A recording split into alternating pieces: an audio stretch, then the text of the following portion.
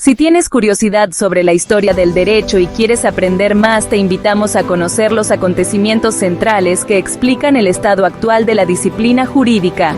Soy Sara, y esta sección es para ti. Me alegra mucho que nos acompañes en este congreso. Hoy exploraremos la época de Edad Antigua, desde sus comienzos, diferenciando acontecimientos o hechos históricos generales de los aportes que se hicieron a la ciencia jurídica en esta época. Para guiarnos tenemos 5 estudiantes de la Universidad Iberoamericana quienes ayudarán con más detalle. ¿Cuáles son los momentos más importantes en la historia del derecho en la época antigua? Démosle la bienvenida a Gina Velázquez, Karen Martínez, Cindy Camargo, Richard Javier Angulo, Yulisa Molina Llano. Empecemos y aprendamos juntos.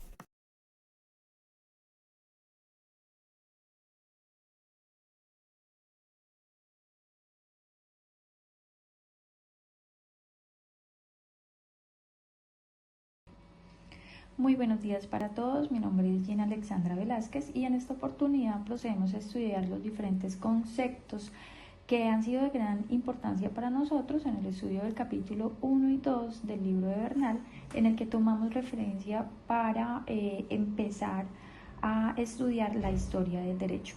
Bien, en primera instancia nos encontramos con las siguientes interrogantes. Sí, podemos destacar qué es la historia. Para poder conceptualizar lo que es la historia del derecho, debemos entonces proceder a conceptualizar, a conocer el concepto de lo que es la historia.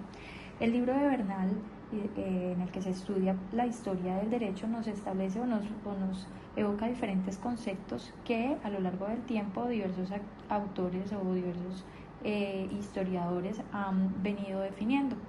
Primeramente nos encontramos con el concepto que nos regala Cicerón, que fue un importante pensador, filósofo, político romano, quien en el siglo I a.C., según como establece, digamos, esta obra, nos dice que definía la historia como la maestra de la vida, porque precisamente es la historia la que permite reincidir en el camino correcto seguido por nuestros antecesores y no repetir sus mismos errores. Ahora bien, tenemos por otra parte los conceptos establecidos por el filósofo Voltaire, o el concepto de historia establecido por Voltaire, que nos define como el relato de los hechos que se tienen como verdaderos. ¿Sí? Entonces, asimismo, el historiador francés Henri Marrow, en sus obras El conocimiento histórico y Teología de la historia, establece que la historia es el conocimiento del pasado humano. 3 aspectos y 3 conceptos bastante reales y bastante ciertos, dado el conocimiento que al día de hoy y que a lo largo del tiempo hemos venido conociendo los seres humanos como lo que se define como historia como tal. Asimismo, es importante destacar de la historia el sujeto de la historia y el objeto de la historia.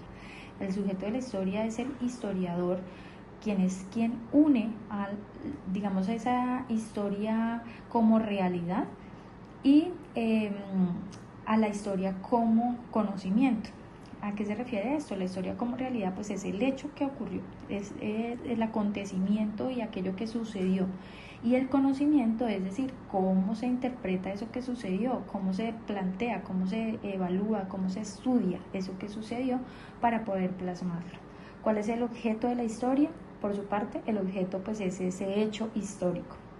En este caso, el autor nos señala la importancia de poder discernir o de poder conocer la diferencia entre la historia, ¿cierto? O entre el hecho histórico como tal y un hecho del pasado. ¿Cuál es la diferencia entre el hecho histórico y el hecho del pasado? Es que precisamente el hecho histórico es aquel que tiene perdurabilidad, como los acontecimientos políticos, institucionales. También posteriormente se reconoció como hecho histórico a los acontecimientos económicos, filosóficos y en nuestro caso a los hechos relacionados con el derecho o con las instituciones jurídicas que pues han permanecido a lo largo de la historia. Hablemos también de la objetividad de la historia y el quehacer del historiador. En este sentido, el autor nos plantea varias interrogantes, entre ellas puedo destacar una que me llama mucho la atención y es cómo sabemos que esa historia es real y cómo el historiador pues puede llegar a influir respecto a ese hecho que ha acontecido, ¿cierto? Que no sea influenciado por su realidad, por su ideología o por sus creencias personales. Entonces, es menester destacar que diversos historiadores también se han planteado estas interrogantes que han venido surgiendo y que pues dentro de los conceptos más importantes para poder responder estas interrogantes se establece el hecho de que el historiador debe exponer en su obra las cosas simplemente tal cual como acontecieron.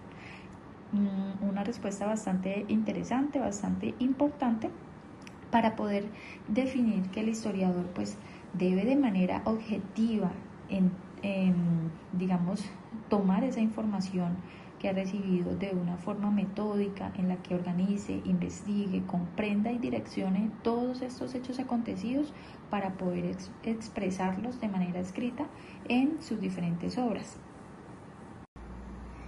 Bien, ahora por otra parte procedemos a estudiar entonces qué es el derecho. Una vez ya conocida o conceptualizada lo que es la historia como tal, pues procedemos también a conceptualizar lo que es el derecho. El autor en este sentido define, y cito, pues al derecho como un orden que se expresa normativamente con el fin de regir a la sociedad y tiene como principal función permitir la vida organizada de un conglomerado humano que conduzca al progreso colectivo. Bien, asimismo el autor que nos dice que no podemos limitar el derecho simplemente a un conjunto de normas jurídicas que van a regular la conducta del hombre en sociedad. ¿Por qué? Porque pues digamos que cuando hablamos también de normas pueden existir las normas morales o las normas digamos de carácter social, por decirlo de alguna manera. Entonces no podríamos en ese sentido limitar al derecho solamente a que todas las normas son propiamente jurídicas, porque pues no es así. Sin embargo, pues siempre digamos que tratamos de asociar el derecho con lo que es la normatividad, porque pues tiene un carácter vinculante, porque tiene un carácter de obligatoriedad, ¿sí? En la cual pues las personas o los seres humanos en sociedad pues deben regir su conducta, ¿sí? Asimismo también hablamos de los principios de justicia y equidad que tiene el derecho, que también es importante que vayan enmarcados dentro de su concepto, ¿sí? Y que pues que también son, digamos, importantes para llegar a definir lo que el derecho como tal es. Hablemos de la historicidad del derecho.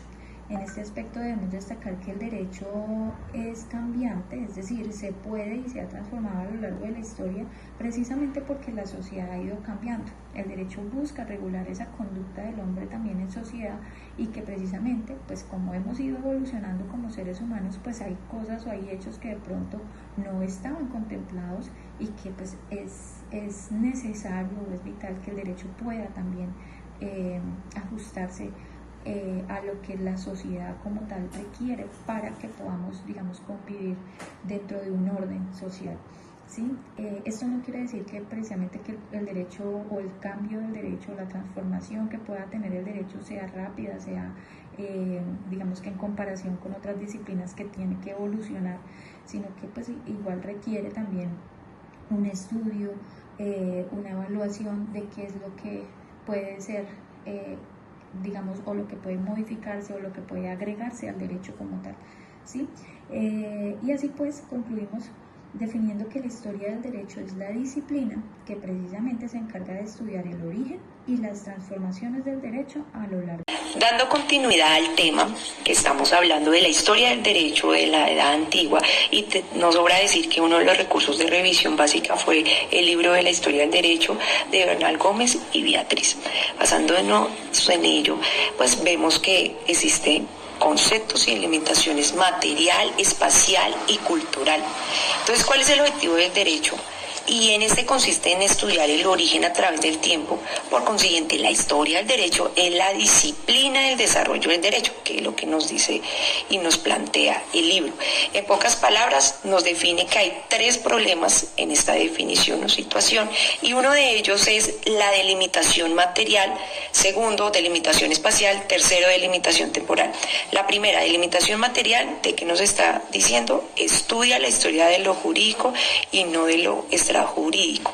Entonces, detallamos y distinguimos que entre fuentes escritas del derecho encontramos leyes, recopilaciones, constituciones, sentencias judiciales, códigos y un sinfín, y también las que no son escritas, las costumbres y principios. Cabe también resaltar una de las importantes también, y hay que conocer en el derecho, el espacio y tiempo. ¿A través de qué? De los documentos. Ejemplo, rápidamente, vemos el Corpus Iuris Civilis del Justiniano, que nos habla de la compilación monumental del derecho romano, encargada por el emperador Justiniano, también una obra muy derivada en 4 partes, que fue una base de los sistemas legales de muchas naciones y que todavía sigue siendo influencia duradera en el derecho occidental. Estas 4 partes está dividida esta obra en instituciones, código, digesto, pandetas, novelas. Resaltamos la importancia del Corpus Iuris Civilis porque unificó y sistematizó el derecho romano, o sea, una comprensión y aplicación. Esta compilación sirvió como base para el desarrollo de los sistemas legales en Europa, y algo muy importante, la fuente del estudio, o sea, fue la influencia en la historia jurídica, y muchas obras más, 7 partidas de Alfonso X el Sabio, el Código Napoleónico, y un sinfín. Aquí llega una pregunta: ¿cuáles son las fuentes directas del derecho? Entonces respondemos: ley, costumbre y jurisprudencia. ¿Cuáles son las fuentes indirectas? La literatura, artes plásticas, cine, arquitectura, música, y que en ellas encontramos ejemplos muchísimos, pero básicamente para resaltar el derecho en el poema del Cid, la de Jacobo Grimm, antecedentes jurídicos y alemanes, y muchas más, entre otras tantos. Ahora bien, con la delimitación espacial, siguiendo los criterios de periodificación, que pueden ser políticos, sociales, geográficos, étnicos, lingüísticos, religiosos y otros, en la historia del derecho tenemos en cuenta también tanto la historia en el continente, vale resaltar el derecho imperial y popular en las provincias orientales, publicada en 1891. En pocas palabras, analiza la interpretación entre el derecho romano y las tradiciones jurídicas orientales durante la época imperial romana, como es el derecho romano, que se adoptó y se funcionó con las leyes y costumbres locales. Otra de las obras también como ejemplo la de Juan Pablo Pampillo, autor de Historia General del Derecho. Cuando se trata del derecho histórico comparado, es de integrar las historias jurídicas nacionales, continentales y universales. Cabe resaltar también que la delimitación temporal, pues la historia nunca termina, nunca es que se acabe, sino que se entiende y se precisa lo que se está historiando. Por ello también es importante y necesario descubrir la historia en diversas etapas, y entre ellas lo integra primero el objeto periodificable, contextualizarlo, definirlo, situarlo dentro del marco institucional, y por último, no sobra decirlo como anteriormente he dicho, establecer límites de espacio y tiempo. Bueno, ya para los sistemas jurídicos contemporáneos, según René David, se identifica 4 grandes familias jurídicas, que entre ellas está la primera, el sistema romano-germánico, el sistema anglosajón, sistema socialista o soviético, y por último el sistema de base religiosa. Bueno, en este caso pues hay una representación visual donde a modo general nos detalla los lugares, la historia y cada sistema. El derecho surge junto con la sociedad humana y se puede afirmar que el derecho viene desde las épocas del Paleolítico, Mesolítico y Neolítico. Bueno, a pesar de que en esas épocas pues, no se disponía de testimonios escritos. Es debido a eso que la ciencia moderna pues tuvo que valerse de la arqueología, la paleontología y la antropología, pues precisamente para poder estudiar estas edades prehistóricas. De estas épocas, lo que más podemos resaltar es el surgimiento del Homo sapiens como tal, pues debido pues que este trajo ya el desarrollo, tales como la agricultura, el comercio, entre otros. El derecho en estas sociedades primitivas surge con un conjunto de normas, pues normas que podemos apreciar, tales como las normas orales, religiosas y jurídicas.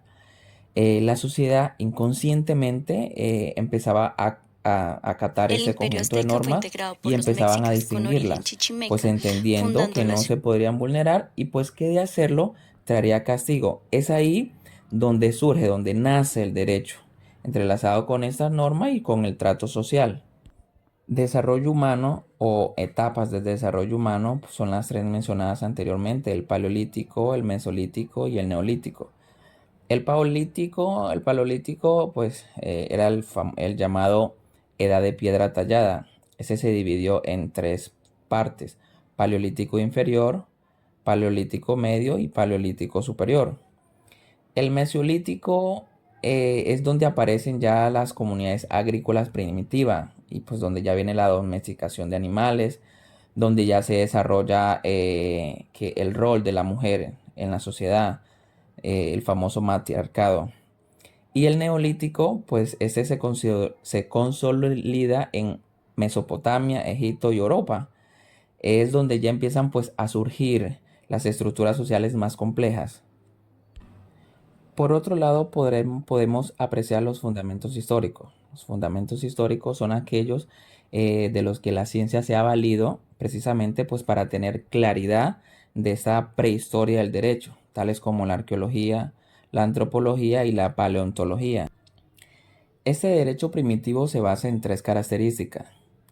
Indiferenciado, pues que es el conjunto de normas, o sea, la fusión de las normas ya mencionadas, como son las jurídicas, las morales y la religiosa. El consuetudinario, que pues está basado en esa repetición de costumbres. Y el heterogéneo, pues aquí en esta parte es donde ya se le da a cada comunidad pues su propio derecho. Por último tenemos las instituciones jurídicas incipientes. En esta podemos apreciar el derecho a la familia, que era como la protección a lo que cada familia tenía, o sea, la protección al patrimonio familiar. Tenemos el derecho a la propiedad, pues este iba más arraigado a la agricultura, la protección de la agricultura, y tenemos también el derecho de contratos y obligaciones. Este está derivado del comercio, el comercio primitivo, pero está las obligaciones que se tiene con ese comercio. También tenemos el derecho penal, pues este era en que impartían los jueces y sacerdotes, pues que más que todo siempre se confundía con el pecado. Eso es lo que podemos discernir. Muchas gracias. Donde lo contenía la exposición con mis compañeros acerca de la Edad Antigua, de la historia del derecho. Yo les voy a hablar acerca de las primeras expresiones legislativas. El primer texto legislativo conocido en un fragmento de Codes Urnanum, que contiene además de una introducción de 29 leyes relativas del derecho penal, divorcio, práctico de brujería. En el año 2061 al 2043 a.C., Codes Urbanos contiene con 29 leyes, casi todas relativas al derecho penal. Se establece el principio de la ley precuriana. En el 1753 a.C., Código de Naruy, Código de Hammurabi fue uno de los más destacados y completos en el mundo. En el siglo V y III a.C., el Código de Manu estaba formado por 12 libros. Hablaban del derecho público, del privado y normas judiciales y morales y religiosas. 123 a.C. En China se emitió un código público y general y constituido una sociedad con clases social divididas El en Imperio nobles, Azteca fue integrado por los sacerdotes y mexicas con esclavos. origen Tuvieron un chichimeca, gran desarrollo en el fundando la ciudad. derecho Antes de la agrario llegada de los y al españoles, este tributario. imperio estaba compuesto por En el tribus que son la Mex. 1350 y en el 1315, el derecho egipcio se refiere a la corrupción de funcionarios y fiscales. El año 900 al 60, año 900 al 600 a.C., el derecho hebreo estaba ligado a la religión que contiene normas relativas a los derechos penales, familiares y patrimoniales. Con los de mis compañeros, historia del derecho, edad antigua, el derecho de la prehistoria, siglo VIII. En las primeras expresiones legislativas más antiguas que conocemos proviene de Asia. Es especial de Mesopotamia, corresponde a la cultura acadia y sumeria. El primer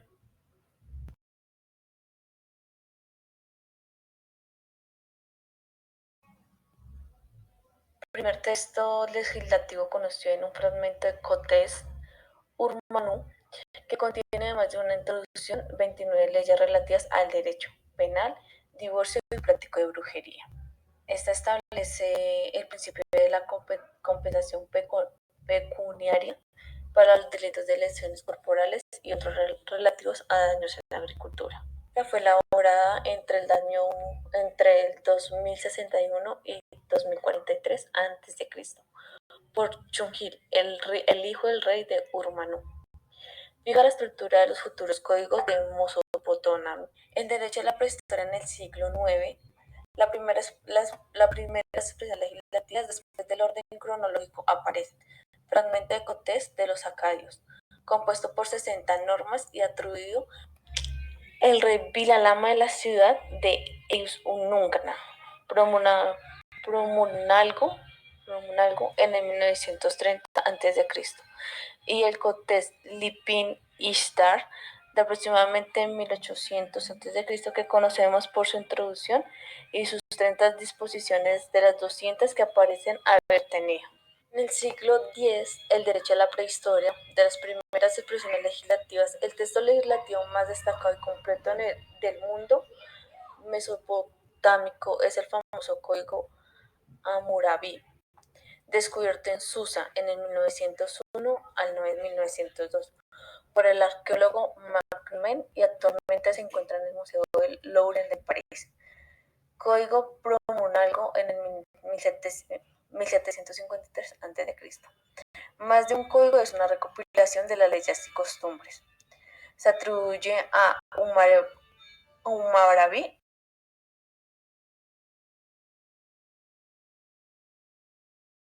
El derecho precortesiano se entiende por el conjunto de normas jurídicas de los pueblos mesoamericanos antes de la llegada de los españoles, antes del descubrimiento de Cristóbal Colón. Aquí lo podemos centrar en dos civilizaciones como eran maya y azteca. La civilización maya fue considerada la más brillante del mundo precolombino, teniendo un crecimiento entre el siglo III y el siglo XVI. Más que un imperio, la civilización maya era un conjunto de ciudades siendo dirigida por los nobles y sacerdotes. De estos dirigentes podemos decir que el cargo era hereditario y solamente era para los miembros masculinos de la familia. Esos gobernantes o caciques eran los que se encargaban de las políticas externas.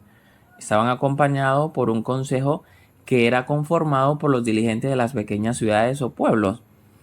Esa sociedad se ubicó en la península de Yucatán, Centroamérica, y estaba compuesta por 6 niveles integrados que se dividían en 3 clases sociales, tales como la nobleza, los especialistas y por último y no menos importante, los vulgos. Dentro de esta civilización existieron varios derechos. Uno de ellos era el derecho a la familia. Este derecho fue fuertemente cuestionado ya que se basaba en la poligamia, pero solamente para los nobles. Para el resto o para los plebeyos era una regla general y era algo autoritario de que solamente podría ser la monogamia. También tenemos el derecho penal. Este sistema penal carecía de todo tipo de juzgado. Solo existía un juez que impartía la sentencia y ya los verdugos solo acataban las órdenes. Existían muchos castigos, estaba la lapidación, la pena capital, entre otros. Y pues podemos afirmar que este sistema penal, pues lógico, las sentencias eran diferentes, pues tanto para la clase alta como pues para la clase baja. El imperio azteca fue integrado por los mexicas con origen chichimeca, fundó la Ciudad de México, Tenochtitlán y con posteriores alianzas con pueblos vecinos como lo son Texcoco y Tacoplan. Por medio de la transformación en sus organizaciones logran consolidar su imperio al tener su máxima extensión territorial recibiendo tributos de los pueblos que conquistaron. La Triple Alianza mencionada anteriormente no logró la victoria contra Tlaxcala y Huexocingo de manera definitiva a pesar de estar organizados entre los límites de un imperio comprendido entre el Océano Atlántico y el Océano Pacífico. Antes de la llegada de los españoles, este imperio estaba compuesto por tribus que son la México Tenochtitlán, Texcoco y Tacoplan, las cuales sus jefes militares fueron elegidos por un grupo de jefes que se aliaron por su cultura, sus lazos sanguíneos. Al ser ya un imperio, fueron dirigidos por un monarca, o también llamado Tlatoni, quien era el responsable encargado de la justicia y el buen gobierno. Junto a Tlatoni también se encontraba el sumo sacerdote, el historiador, el tesorero, y cogobernaba el Xicocoatl. Este tenía dentro de sus funciones la del juez supremo ante el proceso militar y criminal. Este ocupaba el lugar del Tlatoani en caso de la muerte y se encargaba del proceso de su elección. También compuesto por los consejos que son el Supremo, integrado por 4 consejeros encargados de la resolución de asuntos importantes. Su organización social dividida en clanes llamados los Capul, que eran los terrenos que correspondían a cada clan y se componían por familias emparentadas por un antepasado en común, con sus propios dioses, ejércitos y propiedades colectivas. Esta era una sociedad que se diferenciaba de acuerdo a su linaje de nacimiento, el cual era hereditario en los siguientes niveles. Primero, la nobleza. Esta abarca a los gobernantes con privilegios, pero para estos las penas en casos de cometer delitos eran más severas. Segundo, los sacerdotes, con educación religiosa dedicada a Quetzalcóatl, tenían sus propias tierras y, al igual que los nobles, eran severamente castigados por sus delitos. En tercer lugar están los castrenses, que eran los militares. Cuarto, los mercantiles, que eran los comerciantes, siendo utilizados como embajadores para Teotihuacán. Están los gremiales, que son los artesanos y brindaban el servicio para la nobleza, la gente del común, como los agricultores que trabajan en las cápulis, y los esclavos para todo el trabajo doméstico. En la actualidad no se tienen códigos, pero en las vísperas de la conquista española se generó la codificación por el poeta Texcoco Netzahualcóyotl, creando 80 leyes para el uso de los jueces. Actualmente solo se conocen 32 de estas leyes. Hay otras fuentes de conocimiento. Primero, los códices relacionados al derecho penal y procesal. Segundo, los historiadores indígenas que hablan de las 20 leyes de Netzahualcóyotl. Tercero, las obras de cronistas, frailes y funcionarios españoles. Cuarto, los resultados de la arqueología. Y quinto, el estudio de los grupos indígenas modernos. En cuanto a la justicia, los aztecas se distinguieron entre jueces y tribunales de justicia ordinaria y especial, en los últimos para casos de sacerdotes, estudiantes y militares.